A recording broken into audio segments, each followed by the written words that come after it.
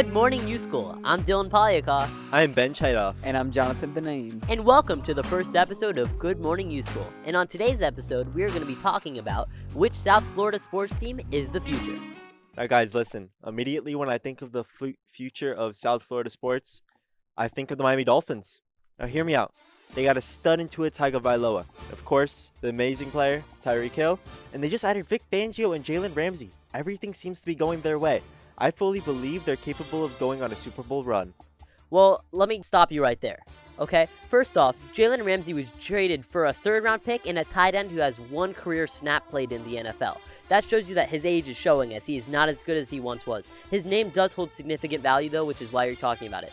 Vic Fangio is great and overpaid, but he then again said that he did not want to be on the Dolphins. He does not like that defensive coordinator role, and he was being paid a lot, which is why he's going to perform. But do you think his heart is in the right place as he doesn't really want to be a Dolphin?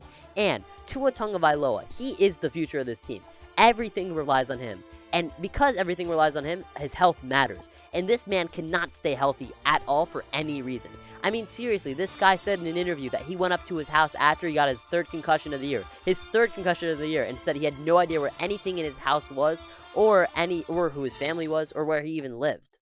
Now you see, I do see your point, but Tua's been doing judo all offseason, and apparently he's gained almost 20 pounds in muscle. I mean, have you seen those Instagram pictures? I mean, listen, and Jalen Ramsey, I fully believe he is going to come back to his top one potential. I think he is going to be the best quarterback in the NFL this offseason. Alright, guys, let's be truly realistic.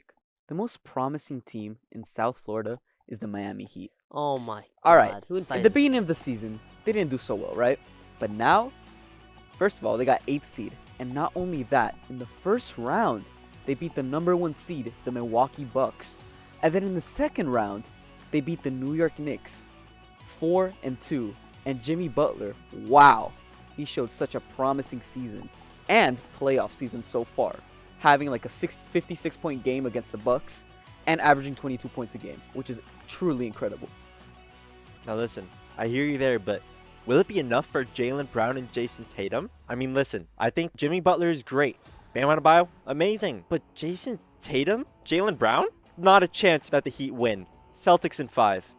Okay, I don't think Celtics are going to win that easily, but still, the Miami Heat have been on the most fluky run ever. I mean, seriously, they beat the Milwaukee Bucks and wonder, oh, the Milwaukee Bucks are such a good team. But instantly, the Milwaukee Bucks fired their head coach. It showed you that it was the head coach's fault. And in the second round, they played the Knicks. And the Knicks are a very young team with no playoff experience. So did you really expect them to win that series? And then again, they did compete and were able to win 2 games in that series, bringing it to almost 7 games. And I think that you cannot have an entire team just built off of Jimmy Butler. When your tallest guy is Bam Adebayo, and he's probably your second guy with an injured Tyler Hero, when you have Jimmy Butler as your main guy, yes, Jimmy Butler is the next Michael Jordan, but he can't do it all.